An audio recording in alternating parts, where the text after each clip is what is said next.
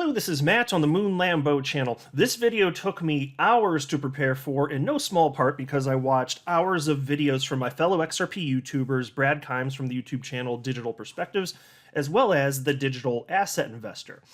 Now, this is going to be all about pre-allocation, the XRP pre-allocation theory.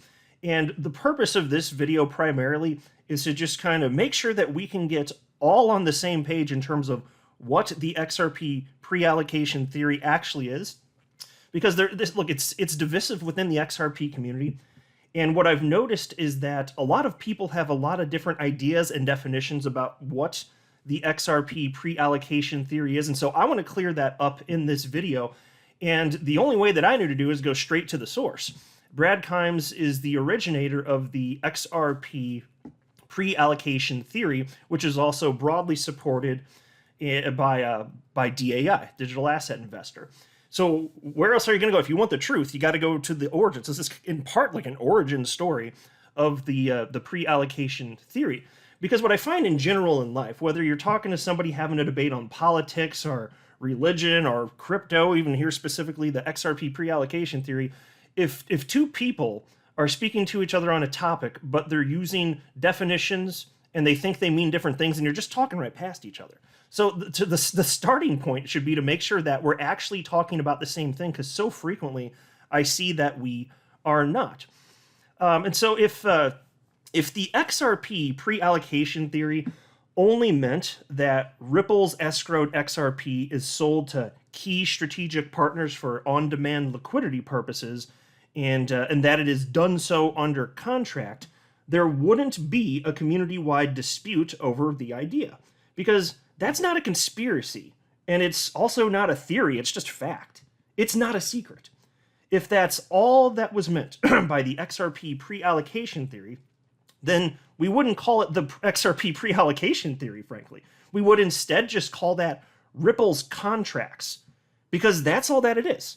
Contracts Ripple has with its clients regarding the specific terms of the sale of XRP to them. But that's not all that the XRP pre-allocation theory encompasses. It also includes the idea that XRP has already secretly been pre-allocated or earmarked for at least one central bank, if not multiple central banks around the planet. Now, the problem is that there is no evidence to support this, and it's such an extraordinary claim that it should require extraordinary evidence to believe. And so in terms of the XRP pre-allocation theory, if you're going to talk definitionally what is it, well, you're going to have to go to the guy that made it up, right? That would be Brad Kimes. He's the one that created this and gets to set the definition, and he has in multiple videos described it as such. And so I actually went to great lengths to transcribe specific things that he stated from his videos, so we can just set the record straight. And I'll tell you what my hope is on this, because again, I see how divisive this is, and the reason that I even decided to finally record this video is because lately, and I don't know what popped up, like I'm reacting to what the community's talking about, but on Twitter, there has been a lot of talk. And it's not that it started now, it's been going on for years, but for some reason recently, it's definitely getting amped up a bit here, and I see tons of people talking about this, and I can see that they're talking past each other because they don't even agree on what XRP pre-allocation theory is. So here's what I want to do. I want to foster an environment where we can talk about this and have civil discourse. This is not going to be an attack video. I want to be really clear about that, actually, because I am going to push back against some of these ideas here. But when I do that, I always go to great lengths when setting up my videos to make sure that it's known that it is not my intent to attack. It's not my intent to belittle or besmirch the character of anybody whose ideas I'm challenging here, because it's not about the person, it's about the ideas. And I don't agree with these ideas. So I am going to use forward language. Because I want to say what I mean. I don't want to tiptoe around it. But I just want you to know at the outset here, it's not with the intent to be rude or anything like that. I just want to be able to say what I actually think about this and have thoughtful discourse. And I expect that in return. You know, if anybody out there, and whether I don't know if Brad Kimes ever sees this, or DAI, or really anybody in the XRP community, if any of you think that I'm off the mark or something, or I'm missing something, it's perfectly fine to come and correct me and say, hey, Moon Lambo, you're wrong. Okay, stop that, right? As long as you're being a civil adult, yeah, you absolutely tell me I'm wrong, because I don't want to believe things that are wrong, and I don't want to spew things that aren't true. Absolutely not. Nobody gets things perfect, and also I understand that opinions change over time, and I get that as well. But that's what this should all be about. It's about thoughtful discourse within the XRP community. Because you need to be able to be critical of ideas if you're going to think as an adult human. And I get, and that's why I want to be careful here, because I understand that when people get their ideas challenged, it's so easy to feel like it's a personal attack. And that's why I'm going to great lengths here at the outset of the video to make clear that's not what this is. I'm just challenging the concepts, and anybody can challenge me back as long as you're civil. I'm not going to think you're rude. There is such a thing as challenging ideas and doing it in a rude way, and that's not fun for anybody. That's not what I'm going to do here, okay? I promise you this. Like I said, I swear on my life, this is not some sort of attack video or anything like that. And that's the reason that I set things up like that, because I don't want anybody to be personally offended or anything like that. That's definitely not like this. And I'll go a step further to state that I think that Brad Kimes and DAI, they've definitely been clearly a net plus for the XRP community. I mean, hell, look at all the stuff that they've done in terms of unearthing all sorts of videos and spreading the word regarding the SEC versus Ripple lawsuit. It's incredible. They've done all sorts of awesome stuff there. So it's not that. It's not about them personally, but I do strongly disagree with some of these ideas. I do consider some of the ideas having to do with the XRP pre-allocation theory to be a bit fringe. I do. But that I don't care who espouses it, whoever says it. It's not about the person. It's about the idea. So that's what I'm going to push back on here. Now, before going further, also, I do want to be clear that I do not have a financial background of any kind. I am not offering financial advice, and you definitely should not buy or sell anything because of anything I say or write.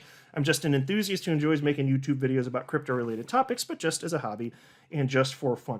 Now, I don't know how long this video is going to go. You know, because you're watching it, you can look at how long it is. I'm guessing it's not going to be the shortest of my videos, and this is how long it took me just to set things up, but I want to do it right. You know, I worry about people getting offended and stuff, and that's the last thing I want to do. I want people to be able to, I want to set the tone. I want people to be able to share ideas and just understand if somebody challenges your idea, just like, maybe they're not just being rude to you. Maybe they just have a different idea, and just kind of go from there. So there's a reason that I spent that time. I think it was the right thing to do here.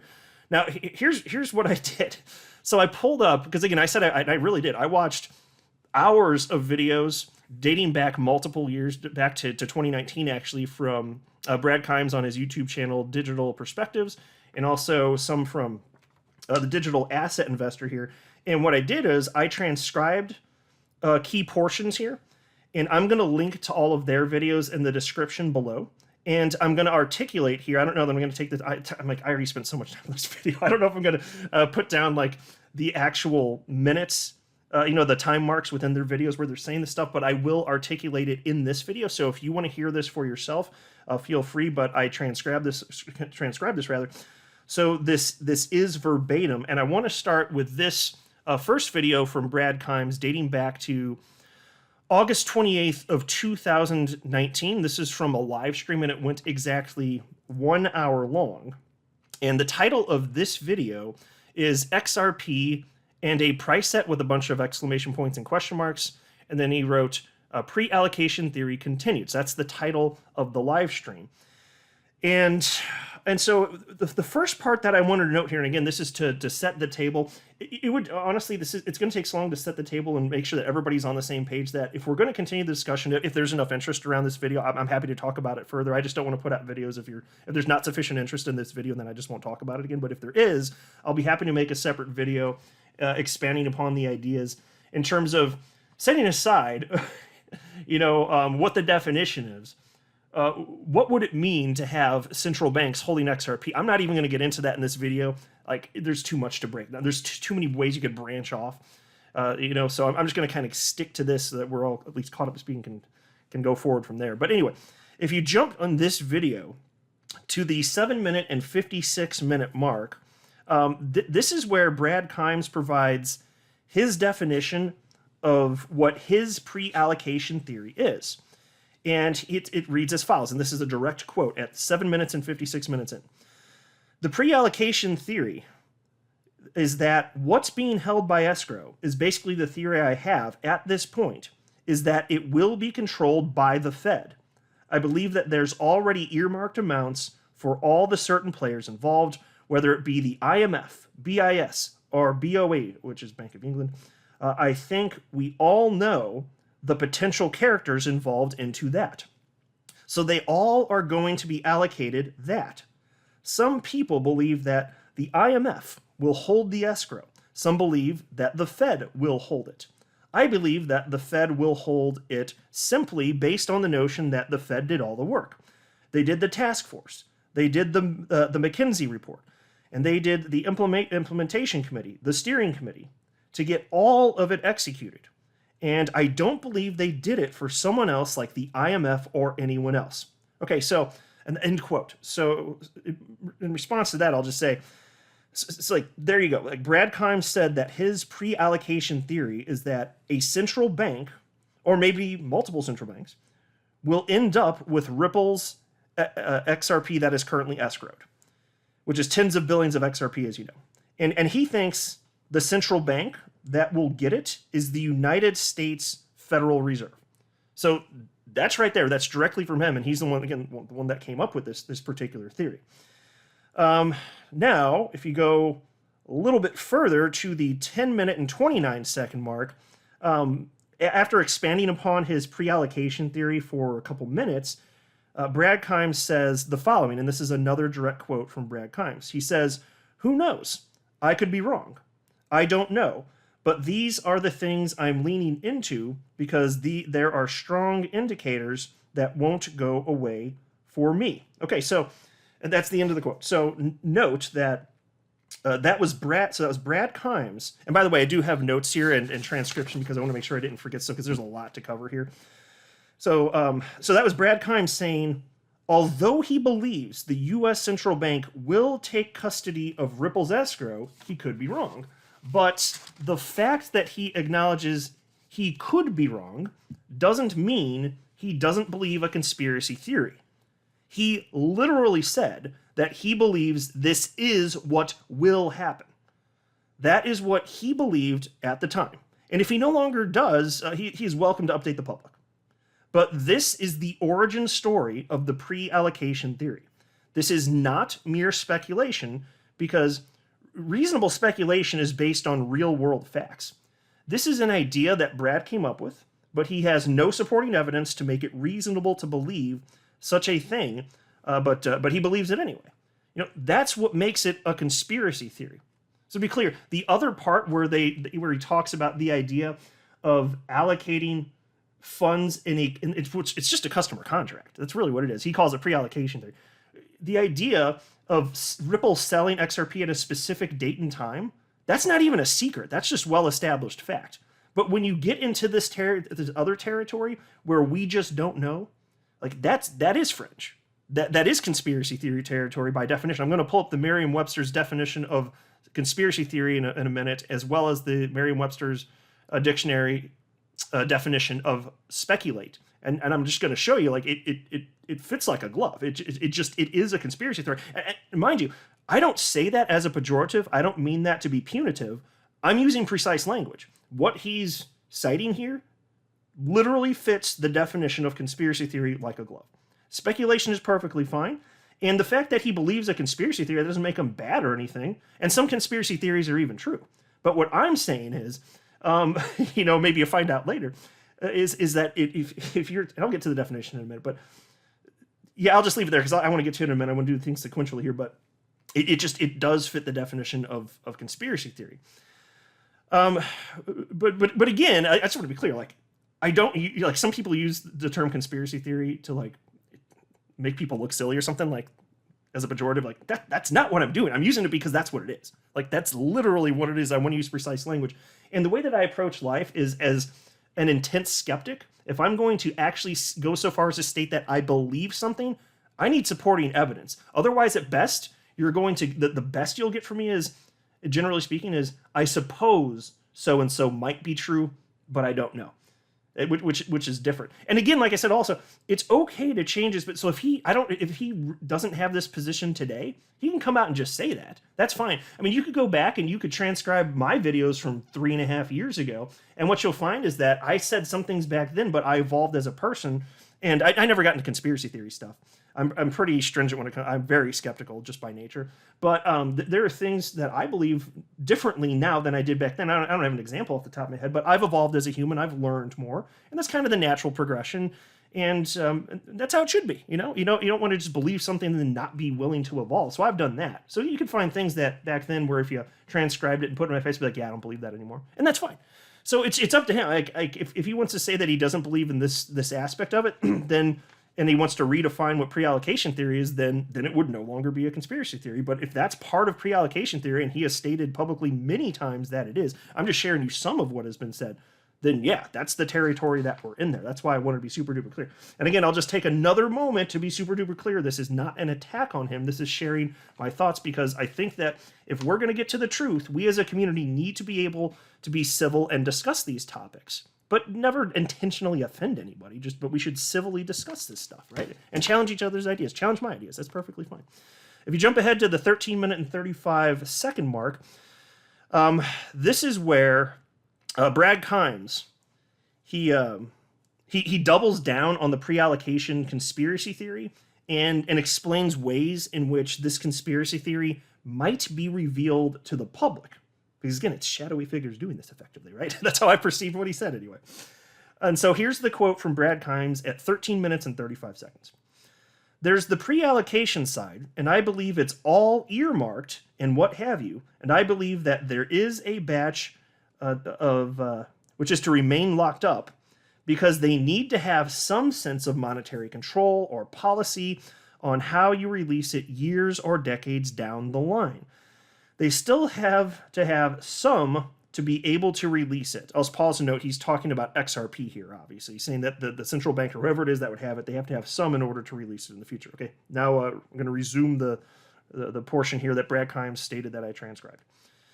So whatever's out here, I believe is out here, which means that at some point we are going to find out that's the case. And you can figure out how we find that out. Maybe it's through the lawsuit. Maybe we find out through the lawsuit. Maybe we find out through some other method, right? Aside from that, however we find out or discover that it's pre-allocated, earmarked, and then there's a batch that's just going to remain locked up, would implicate that whatever's going to be used for settlement by everyone who's connected to the system, and everyone will be connected to the system, you will have to use what's available for payments. End quote. Okay, so look at the second part of Merriam-Webster's definition of conspiracy theory. So I'll just pull it up right here. So it reads this. We can look at the two top parts of the relevant portion. This is from Merriam-Webster's website. That's what's on your screen right here. They define conspiracy theory as the following: a theory that explains an event or set of circumstances as the result of a secret plot by usually powerful conspirators. Also, this is the second portion of the definition. Also, a theory, I said theory and then, sorry guys, Siri thought I was talking to her. Shut up, Siri. Damn it, messing up Moon Lambo's video. So anyway, the second portion of Merriam-Webster's definition here is a theory asserting that a secret of great importance is being kept from the public. There you go, a theory asserting that a secret of great importance is being kept from the public. So that's what's being espoused here, right? So we've got powerful conspirators, right? They don't want this out in the public. We're the public. They're intentionally keeping this from us. This is planned. The XRP, he was stating this in August of 2019. The XRP was already earmarked, and he said he used the word believe multiple times. He believes that it is earmarked for the United States Central Bank, the Federal Reserve. That is what he stated. Folks, that is the definition of a conspiracy theory. It's absolutely the definition of a conspiracy theory. You know, it fits it perfectly. Okay, so clearly this is not mere speculation. In fact, let's take a look at the definition of speculate. Here's speculate on Merriam-Webster's website, and there's two parts of this. There's A and B. A is for speculate. It means to meditate on or ponder a subject. And so I'll just pause a note here. It's okay to ponder wacky stuff here. Like, and look, I do think this fringe is. I wasn't in the moment thinking that. I wasn't trying to call that wacky in the moment. Although I do think it's fringe. That's the word that I'm choosing to use here for the moment. It's out there. Like, to me, it really is out there stuff. It's okay to think stuff like that, but that's a different definition, right? So you look at part B of the definition of speculate: to review something idly or casually and often inconclusively. Okay, so there we go. Often inconclusively. So as you can see, to speculate is to ponder something inconclusively, whereas a conspiracy theory is the belief that a secret plot, which is kept from the public, is being carried out by powerful conspirators. Okay, and as I've laid out for you here, there is no question that Brad Kimes' theory perfectly fits the definition of conspiracy theory, not speculation. It does not fit the definition of speculate. And this is why there has been such pushback on this idea from a large part of the XRP community, and I am included in that. I push back on that intellectually, mind you. Again, not as a personal attack. I intellectually push back. I don't think the idea makes sense. And that's why this is so divisive, though. So many people also don't agree. So now there's a lot of people that do, but is what it is, man. Look, but there's also a lot of uncertainty around what it means. So that's why I'm trying to clear this up, so people can more easily, hopefully, make their own decision. Look, I think we all embrace healthy speculation, but this is too far for many people, including me. And that's why I feel the right thing to do is to have civil discourse on this matter. We should talk about this matter. We need to say what we mean. We shouldn't tiptoe around this. But we should do it as adults and with no intent to invent. I know I keep saying that again and again, but like, it is that important to me, because I feel like if I don't do that sufficiently, it's just going to it could, in theory, result in a bunch of people, instead of forwarding thoughtful discourse, just tearing into each other, and that's the last thing I want to facilitate. Because the reason I find this is one of the reasons I wanted to start this YouTube channel. It's so fun to think through this stuff. Like, I enjoy thoughtful debate. I enjoy this stuff.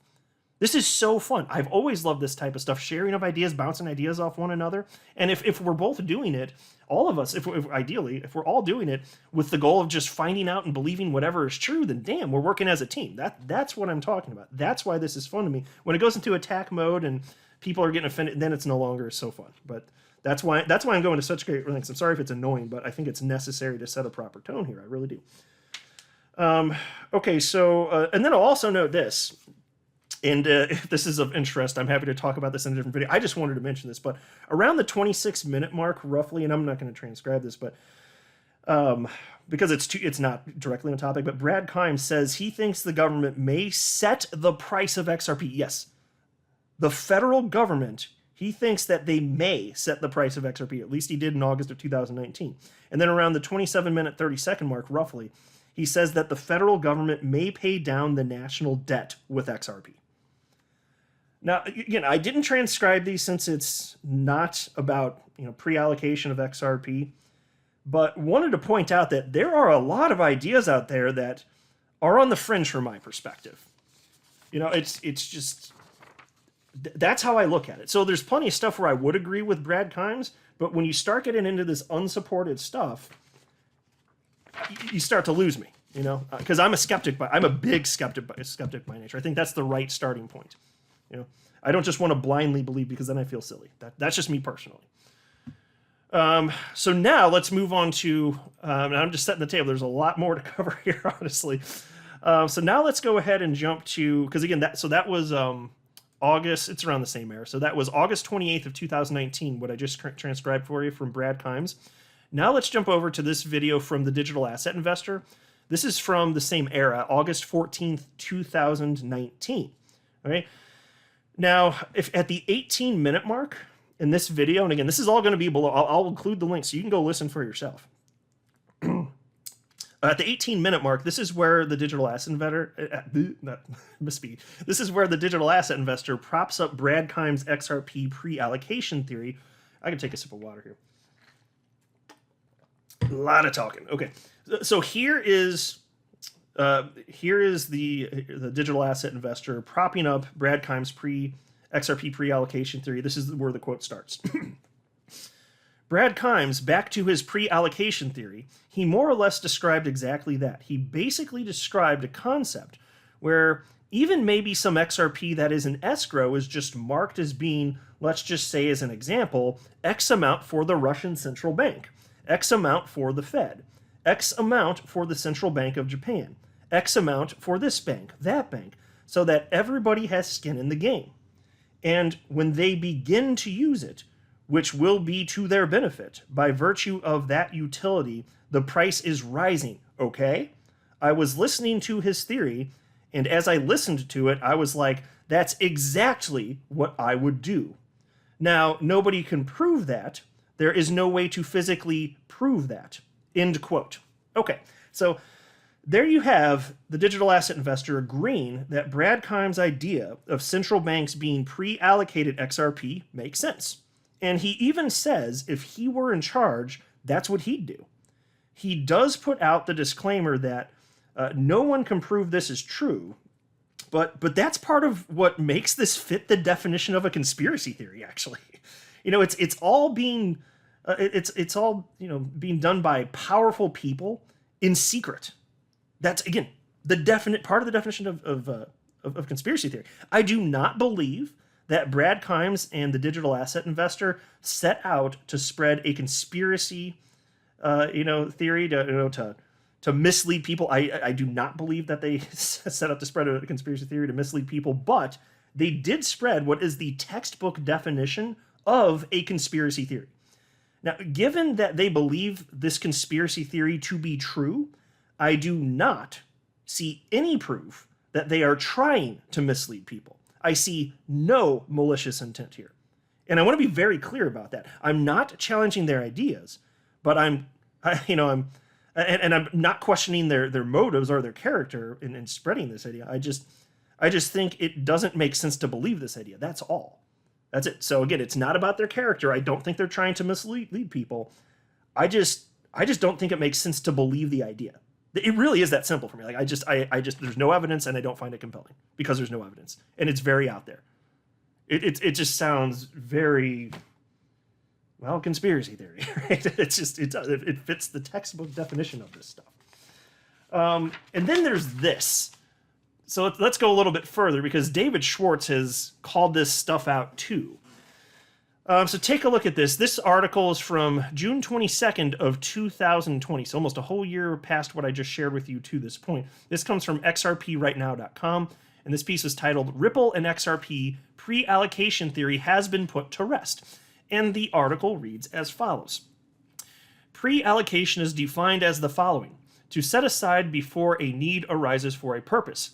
For some time, there has been an ongoing theory brought to life by many social media users, a theory in which the XRP that Ripple held in a time-locked escrow was pre-allocated for central banks and governments around the world. You can even throw remittance companies in the mix along with banks.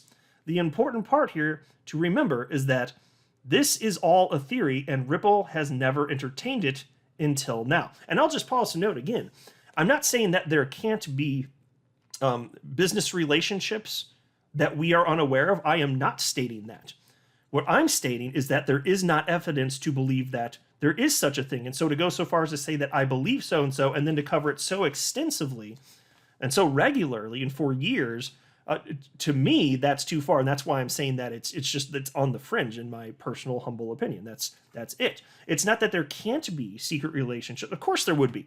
There are non-disclosure agreements, and then Ripple has publicly stated they don't announce customer partnerships until the customer is ready, of course, out of respect for them. That's just how it goes. So it's not that there aren't things going on in the background. Nobody's saying that, though. But that's different than stating that all of this is pre-allocated. Like that's a big claim, right? And so the way that I look at it is like, the more extraordinary the claim, the more extraordinary the evidence better be. Like if somebody that I just meet tells me they have a dog, I mean, technically they could be lying, but I'll be like, okay, I suppose that's likely true because that's a weird thing to lie about. It's just a small thing. Who would do that? But the bigger the claim gets, the more you need to prove it, I mean, if that guy told me that there was like an invisible kitten right next to him, instead of saying, I own a dog, if he said there's an invisible kitten right next to me, you want to pet? And then it starts running away, and he's like, oh, it's running away. Like, that bears, like, there's a greater burden of proof for that, okay? Do you see what I'm saying? The more outrageous the claim, the more proof you need. And that's why people are having such, that's why so many people in the community are having such a hard time. This is a big claim. It's a big claim. Anyway, piece continues. David Schwartz, CTO at Ripple, who of course is co-creator of the Xrp ledger and Xrp itself, he was at a fireside chat just last week and chimed in on this theory and really put the nail in the coffin. The video link is, the video is linked below at time marked at the 47-minute mark. And by the way, that video that's linked there, it comes from my fellow Xrp YouTuber, James Rule XRP, so I wanted to give credit where it's due. He published this on June 19th, 2020, and I will share this link below. And again, go to the 47-minute mark. Now, the article continues. David was asked, quote, and so this was from just somebody out in the public.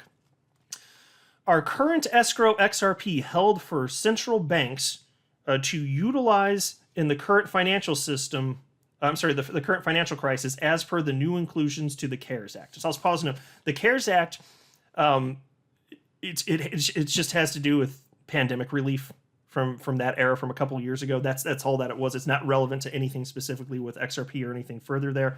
I'm not sure why it was necessarily thrown in there, but there had also been all sorts of conversation about, you know, governments. This is why there's so many ways you could branch off on this based on what's been discussed over the years. There's these ideas of, you know, debt being reduced with the utilization of the of XRP and the Xrp ledger, and I'm not getting into that in this video, but I think that that's probably part of the thought process there. But again, the question: are current escrow XRP held for central banks to utilize in the current financial crisis as per the new inclusions to the CARES Act? So, but still, the key idea there, obviously, you know, is current escrowed XRP, is it being held for central banks? That's the first part of the question. That's the core part. You know, whether or not CARES Act is or is not a part of that question is, as far as I'm concerned, fairly inconsequential, let's say, right? And so anyway, David responded with the following. Let me see here, 1 second. Okay, yeah. David said the following. This is a quote from David Schwartz. There are a lot of conspiracy theories and speculation on Twitter where people make things up out of whole cloth. The word hopium is sometimes used to describe this idea that you'll see people, Ripple, or they will see XRP or other crypto and everything going on in the news. There are certainly big things going on in the news that we don't always announce, but those conspiracy theories do not have any grounding. Okay, so again, what I wanted to, and I do feel like this does pretty well put the nail in the coffin here. It couldn't be more clear that what David Schwartz is talking about there is just the broader idea of XRP being held by central banks. He's heard about this. And he's talking about, and I think I even made a note for myself for later in the video. I want to make sure I don't forget it, though. But, you know, he said, where's the quote here from? Because he used plural form here. That's the point that I wanted to make. I remember that. Yeah, so he said there are a lot of conspiracy theories, and that was part of the quote. And then he said, but those conspiracy theories do not have anything grounding. So he was asked about XRP and central banks, and then he talked about multiple conspiracy theories being along those lines. So the concept of XRP, you know, being held pre-allocated for central banks, he clearly threw that in the same bucket, right? I think any unbiased person watching this, if you're new to all of this information, you'd probably think, yeah, he's speaking more broadly. He didn't speak specifically about one thing, or else he wouldn't have used plural forms of words. He wouldn't have said those, for example, right?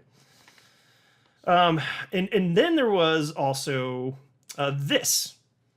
And so now we're jumping to another video from Brad Kimes on the Digital Perspectives YouTube channel. This video is from December 28th, 2020. So this video was just 6 days after the SEC sued Ripple. And this video is titled Ripple/XRP, Pre-Allocation of XRP and What Happens to the XRP Escrow, ? Right, and again, December 28th, 2020. And so when you get to the 8-minute and 55-second part, which is where I'm going to pick up on this, well, by this point in time, Brad Kimes has, you know, somewhat shifted, maybe I shouldn't characterize it quite like that, his definition of the Xrp Pre-Allocation Theory, and he's stating things that I think make it sound more palatable to those who didn't share his idea. However, the conspiracy theory of his theory has remained intact. And so, the first instance I found anyway, I don't know for sure if this is the first, but the first instance of him talking about the pre-allocation of anything, of XRP specifically, was in April of 2019. At that time, that must have been a new idea to him, I'm thinking anyway, because he wasn't talking about XRP being pre-allocated for central banks at that particular point in time. In April of 2019, he was not that I'm aware of anyway. The first instance I was able to find of him talking about pre-allocation of XRP, and again, this is from my search, so if it was talked about sooner, I admit I could be missing information, but the earliest instance I found was August of 2019.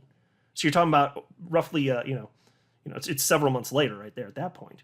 So it went from in several months, this is how it looks to me, and again, if I'm missing pieces of information, I admit I could be, then feel free to plug it in, because I don't pretend to know everything, but this is from my research. What I found is it went from in April of 2019 to him saying there could be pre-allocation of XRP, which would basically just be, contracts with Ripple, right?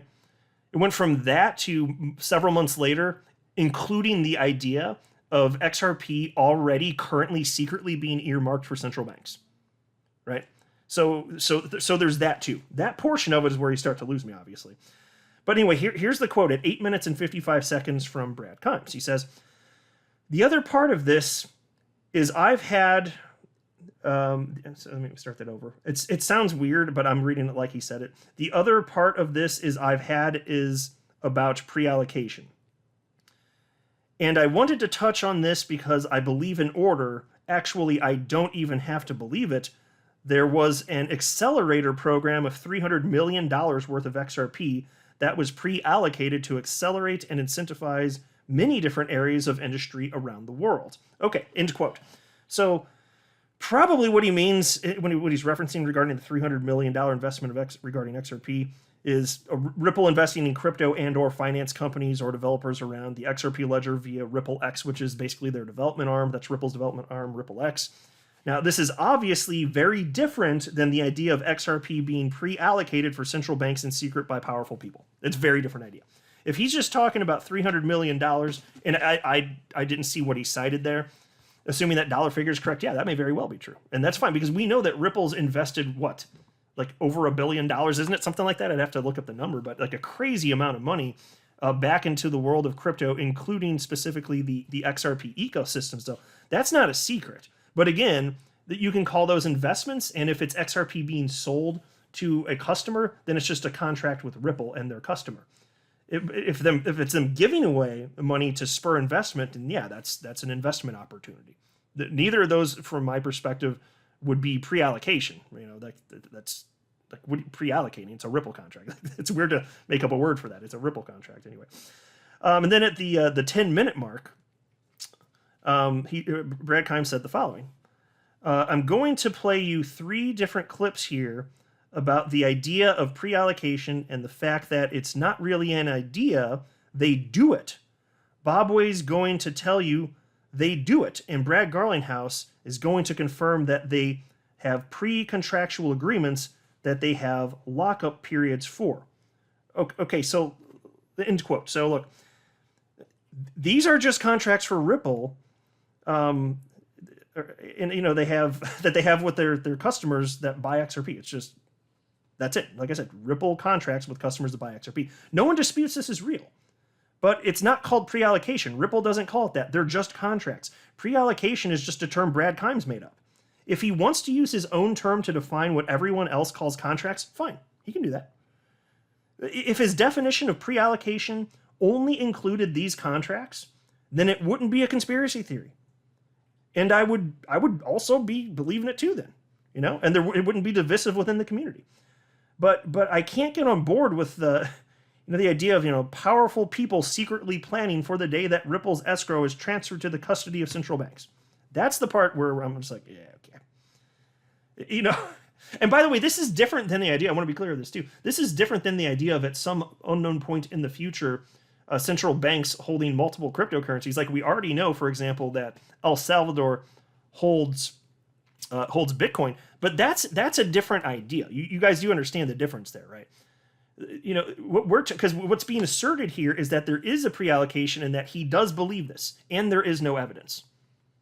So asserting those things, that's why it fits the definition of conspiracy theory here. But if you're just speculating that so-and-so might happen, okay, well, yeah. But if you're just thinking but you haven't come to a conclusion, then you're under the term speculate. So you can speculate those things. Because I've even said things like, you know, it won't surprise me if at some point you see increased adoption, and maybe it does. I don't know. It's okay to do you see the difference, though, between speculate and conspiracy theory? That's why I pulled up the definitions. There's a very clear distinction between the two. Right? And so then there was, at the 12-minute mark, so at the 12-minute mark, Brad Kimes explains why he believes that central banks will end up with the XRP in Ripple's escrow. And here's the quote from him. Once the world starts using it, it's going to drive the price to the moon. When the price starts going to the moon, you have to ask yourself a very serious question. Will Ripple be allowed to remain as the steward of the monthly release of the escrow? I think the answer is no. That's how I see it. End quote. And so there you have it. The reason the powerful people will move Ripple's escrowed XRP to the custody of central banks is because a private United States company won't be trusted to manage it because it will be too systemically important to the global flow of money. And he did cite systemic importance in multiple videos. And understand, like, you can find more videos, the videos that I'm not even citing here where this stuff is being discussed. It's not hard to find this stuff here. But that seems to be the rationale. He just thinks that Ripple is just not going to be trusted because XRP is going to be too important. I'll be happy to share ideas on that in some other video, but that's another way we could just branch off in conversation. And I do have thoughts on that. But then if you jump to the 12-minute and 55-second mark, this is where Brad Kimes shares the Schwartz video clip about pre-allocation of XRP to central banks being conspiracy theories. So that's what the part that I just shared with you, where David Schwartz said that those types of concepts, XRP, central banks, they're just conspiracy theories. In this video, Brad Kimes actually highlighted that. He actually highlighted that video, and he played it, to his credit. But there's something where I got a little bit of a bone to pick. But let me share with you the quote from Brad Kimes first at the 12-minute and 55-second mark. He said, I'm going to play this for you. This first question is really not the question of pre-allocation generally speaking. It's actually referencing what was the CARES Act, which some people were hanging on to pretty tightly. But it doesn't reference that. David Schwartz does say in here that he thinks theories and conspiracy theories out here are nothing more than hopium to him, but albeit what it may, let's just play this full disclosure here. You make up your mind.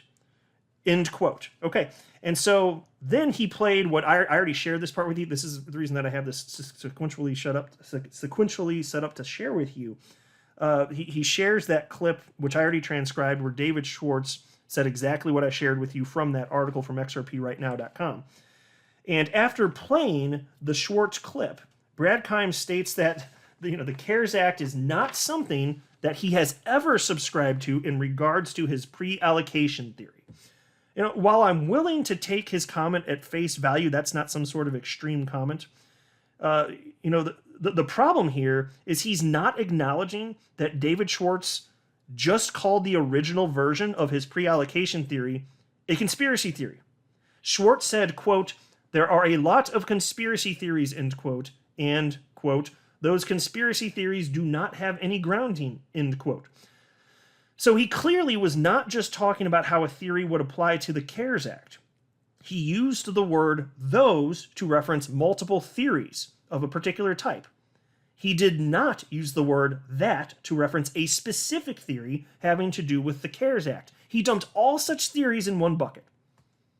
So that's the only little bone that I have to pick. I'm like, well, I'm glad that you shared that, Brad Kimes, but come on.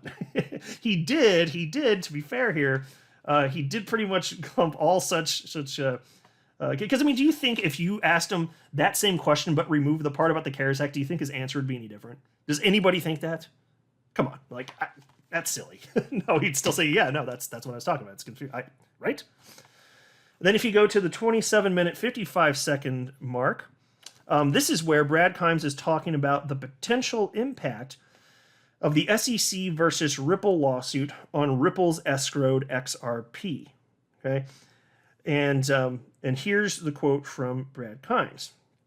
The reason, again, I bring up this is because should actions be seen against Ripple through this? Will those actions be the actions that separate Ripple, the blockchain infrastructure company, from the escrow legally, to the point that the escrow releases end up going to somewhere like the United States Treasury? Or maybe Ripple ends up becoming a central bank, a new bank, like a central bank off of the Treasury. You know, I don't see any of these things as things that we can simply dismiss, end quote. So there you go. He thinks that Ripple could become a central bank or an offshoot of the United States Treasury. I mean, that's a bit out there for me, you know. He at least he didn't state that he believes that will happen, so that's good. But some of these ideas, this is what I'm saying, like for my taste, like some of these ideas are pretty far out there, which is why I got to push back a little bit here, respectfully, of course, but I got to push back a little bit. And so look, here you can see Brad Kimes is asserting that XRP may be pre-allocated to a central bank. And again, this is December 20th, 2020. So this was even after, and this is after the David Schwartz thing. So look, technically, the United States Treasury is in charge of printing money and paying out money, while the Federal Reserve, which is a separate entity, mind you, is in charge of monetary policy. But if XRP is going to the United States Treasury, then obviously the U.S. Central Bank, which is the Fed, will be in charge of policy over it. This idea is literally what David Schwartz said is a conspiracy. Brad Kimes even shared David saying this in this exact video, which is why I was surprised that later in the very same video, he titled the conspiracy theory again. That really did catch me off guard, because he just said it and he was spinning it a certain way where he's like, well, it was about the CARES Act. Not really so much. That was a part of a question. So I would respectfully disagree with that here. But he did share the actual clip where David Schwartz was talking about conspiracy theories when it comes to XRP and central banks. And then later in the video, he literally said the same theory. That the XRP is going to the U.S. Treasury in the same video. So that really did catch me off guard. And then there's also this. This is from the Digital Asset Investor from August 16th of this year. And he shared this clip. It was from the video I just shared with you. Oh, and mind you, Bob Way came up, and it was in one of his quotes. I meant to mention that too. Bob Way is a former Ripple employee. Seems like an awesome dude. He was interviewed by a couple of YouTubers back in 2019, including Brad Kimes. And I enjoyed those interviews. I listened to him back in 2019 even, actually. Really interesting stuff. And I do think it was well done, actually. A lot of good questions here. I mean, the entire community appreciated that, including me, for sure. Which is why I'm telling you, just because I'm being critical here of the ideas and not the person, mind you, just because I'm being critical of the ideas here, it doesn't mean that I think that he doesn't do a good job in general. It doesn't mean that I disagree with him on everything. There's value to what he's doing. There's a reason he's got the following he's got. That's why I keep saying, no disrespect at all. But anyway, the Digital Asset Investor shared this, and he shared a 23-second portion of this, which goes back to the April 2019 interview. And the Digital Asset Investor 2 days ago wrote, Bob Way acknowledging that escrowed XRP pre-allocated to banks is not a conspiracy theory, but, quote, fair to say, end quote. Okay, so look, there was, leading up to the 23-second clip here, excuse me, Brad Kimes spoke for probably, I don't know, you can go check the video yourself, but he spoke for probably 2 minutes. Brad Kimes is sharing a whole bunch of ideas, and then at the tail end of his thought process, where he was kind of setting up for the finality where Bob Way could talk, he was talking about could XRP be? See, I get a drink some water. Sorry, folks. At the tail end of that, he was basically asking, and it's part of the question, but again, 2 minute thing roughly. Could XRP be allocated for banks? Could it? Right, and then Bob Way said, yeah, fair to say, but he said, well, I want to expand on, it's fair to say, but I want to expand on that. That's what Bob Way said. And so then when Bob Way answered, he spoke for a few minutes. Bob Way explained how escrow parameters work in great detail. You know, he never said anything about XRP being set aside for a central bank. He never said anything like that. He never said that it is. That was not the case. Now, yes, Ripple can sell XRP to banks if they have willing bank customers, but that's a different concept entirely. That's not the pre-allocation theory, is it? Is that it? I mean, I guess you could throw it all in one bucket, but that's not the divisive part. That's not what people are talking about, which is why, like, if anything, it strikes me as it maybe a little disingenuous or something, because you know the problem people have with the pre-allocation theory is the XRP going to central banks and that it's already earmarked for them when there's no evidence of that. That's a big, big, big claim. That's the divisive part. And Bob Way here, he was just speaking from a technical perspective. He's saying it's technically possible. And of course it's possible. Nobody's disputing that. In a hypothetical situation where Ripple has a bank that wants to buy XRP from them, then there you go. That's an allocation. Or a Ripple contract with the customer. You don't need to use the term pre-allocation. That's just a sale, right? So that's why when he's saying that Bob Way says, oh, nope, there is, well, okay. And this is why definitions are so important, because some people see that and then like, what are you talking about? XRP, central banks, that doesn't make sense. But then you have other people that are looking at the other side of the definition of the other part of the definition of what the XRP pre-allocation theory is. And they're just like, it's just Ripple, selling to banks. And they're like, it is true. What are you talking about? Okay, but that's not the totality of it. That's what I'm saying. This is why people are talking past each other here. But so to point this out, see, for DII to point this out, I got to kind of wonder why, because that's not the divisive part. I think it's strange to use the word pre-allocate when it's just, a contract between Ripple and a customer.